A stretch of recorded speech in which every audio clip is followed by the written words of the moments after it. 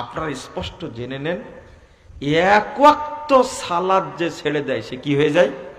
কাফের হয়ে যায়। জহর পড়েননি, এখন 2:53 বেজে গেছে, এখন ওয়াক্ত শুরু হয়েছে কোনটা? আসর শুরু হয়েছে, এখন আসর শুরু হয়েছে। তাহলে আপনি ঢুকে গেছেন কোথায়? আসরে ঢুকে গেছেন। আপনি জহরের সালাত জহরে পড়েননি, এখন আসরের মধ্যে ঢুকে গেছেন। আপনি মুসাফির না, আপনি মুসাফির না, ঢুকে গেছেন আসরের মধ্যে। এখন আব্দুল্লাহ ইবনে মুবারক রাহিমাহুল্লাহ তিনি আরো অনেক তাবী বলছেন যে সাহাবী বলছেন ওয়াক্ত যেহেতু ক্রস করে ফেলেছে, ইচ্ছা করে পড়েনি, সে এখন কাফের। সে কি? কাফের। একটু মনোযোগ দেন তো, এই কথাটাই মানুষকে বুঝাতে পারি না। আজকে জহরের সালাতের টাইম কয়টায় হয়েছে কে বলতে পারেন? কোন একটাই? মাশাআল্লাহ। আর কে বলবেন? একটাই। 11:42। কে বললেন এটা? 11:42 শুরু। ওই যে, এটা ঠিক বলেছেন। 11:42 শুরু। আমরা আজকে জহরের সালাতের টাইম হয়েছে 11:42। চিটাগাং সিলেটে আজকে টাইম হয়েছে 11:37। 11:37। আপনি পড়েছেন কয়টায়? একটাই। না, আমি অত দূর যাচ্ছি না, শুধু জানবো আপনাদের কাছ থেকে। আসরের সালাতের টাইম হয়েছে কয়টায়? 3:30। কেউ বলতে পারেন না? জহরের সালাতের টাইমটা কিন্তু ইসলামিক ফাউন্ডেশনের ক্যালেন্ডারে লেখা আছে, দেখেন আপনারা। 2:53 আসরের সালাতের টাইম হয়েছে ঢাকায়। কয়টা? 2:53 পড়েছেন কয়টায়? সত্যটা বলেন না। 3:30 পড়েছেন, তাও তো একটু কাছাকাছি আছে। আমি যেটা বোঝাতে চাচ্ছি সেটা হলো, মান তারাকা সলা হাত্তা মাযা ওয়া ইয়াদখুলু ওয়াক্তান ফি ওয়াক্তিন ফাহুয়া কাফির।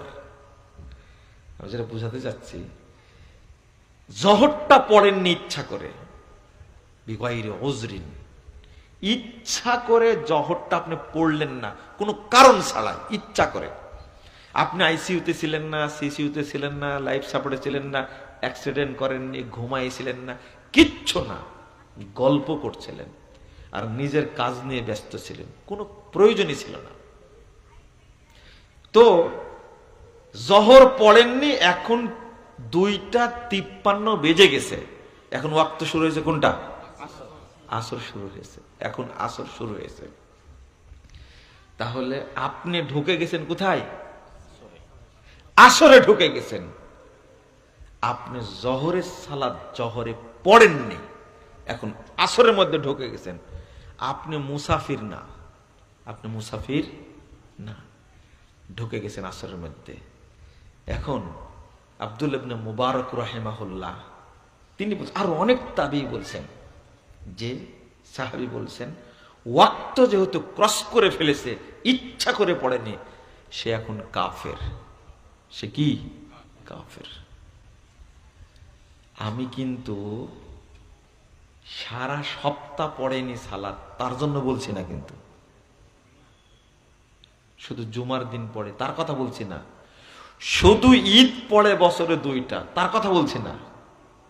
একজন লোক নিয়মিত সালাত পড়ে কিন্তু কোনো কারণ ছাড়াই সে আসরটা পড়েনি, এখন সময় চলে আসছে কিসের? মাগরিবের। সে কাফের, সে কাফের।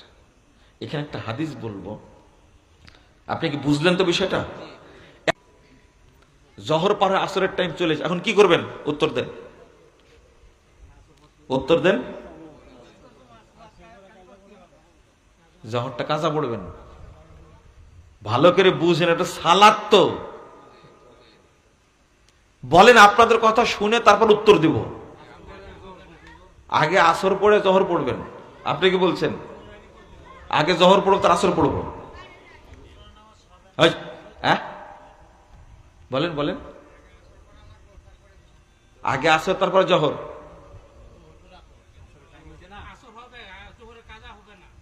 ও আচ্ছা, তাহলে আলোচনা বুঝেননি। আমি বলে দিব। না না, আগে জিজ্ঞেস করে আপনার ভিতরটা খালি করব, এটাই কিন্তু নিয়ম। আপনার ভিতরে অনেক জিনিস আছে, এই যে বের হচ্ছে এখন, কিন্তু সাহাবীদের ভিতরে এগুলো ছিল না, এত আনাগুনা ছিল না। ডাইরেক্ট বলতেন, না জানলে কি বলতেন? আল্লাহু ওয়া রাসূলুহু আলাম, আল্লাহ এবং আল্লাহ রাসূল ভালো জানেন। কিন্তু আমরা যে বেশি জানি তাদের চেয়ে, বলতেই থাকবো, শেষ হবে না। এই জন্য মনেরটা বের করে নিতে হবে। সেটা হলো, আলোচনাটা বুঝলেন না, এখন সে কি করবে? ওর উপরে কি আর জহর আছে, আসর আছে? কি করতে হবে? এখন তাকে ইসলাম গ্রহণ করতে হবে। তারপরে কি পড়বে? আসর, তার উপরে জহর নাই। ইমাম ইবনে উসাইম রাহিমাহুল্লাহ বলছেন, ও যদি 1000 বার এখন জহর পড়ে, কোনো লাভ নেই। ফতোয়া, সালাতের ফতোয়া এইরকমই। আমি আগে বলেছি না একটা কথা, আপনি খুঁজবেন, আরো আলেমকে জিজ্ঞেস করবেন, আচ্ছা বেনামাজিকে হত্যা করতে হবে এই মর্মে নাকি সবাই একমত, কথা কি ঠিক? বুঝলেন কথা? এই মর্মে সবাই একমত। হয়তো কথাটা আপনি জানেন না, আজকে শুনলেন প্রথম। আমরা যারা আলোচনা করি হুজুর মানুষ, তারাই কিন্তু বেনামাজি বাড়াইছি, অবশ্যই বাড়াইছি। অন্তত এই কথাটা বহু মুসলমান জানে না, যে নামাজ পড়ে না তাকে হত্যা করতে হবে এই মর্মে সাহাবী, তাবে উলামা কেরাম সব কি একমত। অন্তত এইটা জানার দরকার ছিল। এরপরে বিশ্লেষণ, মারি যেহেতু ফেললো, পরে ইখতিলাফ করি লাভ কি? বুঝেন না কথা? মারার পরে সিদ্ধান্ত চলে গেল কার উপরে? আল্লাহর উপরে। এখন তো ওইটা নিয়ে ইখতিলাফ হলেই বা কি, না হলেই বা কি, কিন্তু মেরে ফেলতে হবে এই মর্মে কোনো ইখতিলাফ নাই। অন্তত এই নিউজটা মুসলিমদেরকে জানানোর দরকার ছিল না? আমরা জানাতে পারিনি, এটা আমাদের ব্যর্থতা, এটা আমাদের ব্যর্থতা। হ্যাঁ, এই যে এখন বলতে পারছি, এর পিছনে কারণ আছে। কারণ কি জানেন? এই এলাকাতে 10 বছর আগে আলোচনা করতে গিয়ে অনেক ঝামেলা হয়েছে, হয়েছে না? মারামারি করছেন না? এই যে আব্দুল হালিম ভাই সাক্ষী। এখন বলতে পারছি, হয়তো যারা বলতে পারতেন তারা আগে বললে বেশি ভালো হতো। আকীদার ওয়াজ করলে মানুষ মনে করতো আকিকার ওয়াজ করলো 45 মিনিট খুতবায় দাঁড়িয়ে, কিন্তু ছাগল কয়টা দিতে হবে, কোন দিন দিতে হবে কিছুই বললো না। এরকম ঘটনা ঘটছে। আলোচনা করেছে কিসের উপরে? আকীদা। আর মুসল্লি সারাক্ষণ শুনেছে কি? আকিকা। সারাক্ষণ কানে চিন্তা করছে কখন ছাগল জবাই করার কথা বলে, বলিনি। এখন যাচ্ছে আর মুসল্লিরা বলছে কি জানেন, এতক্ষণ ওয়াজ করলো, ছাগল কয়টা লাগবে সেটাই বললো না।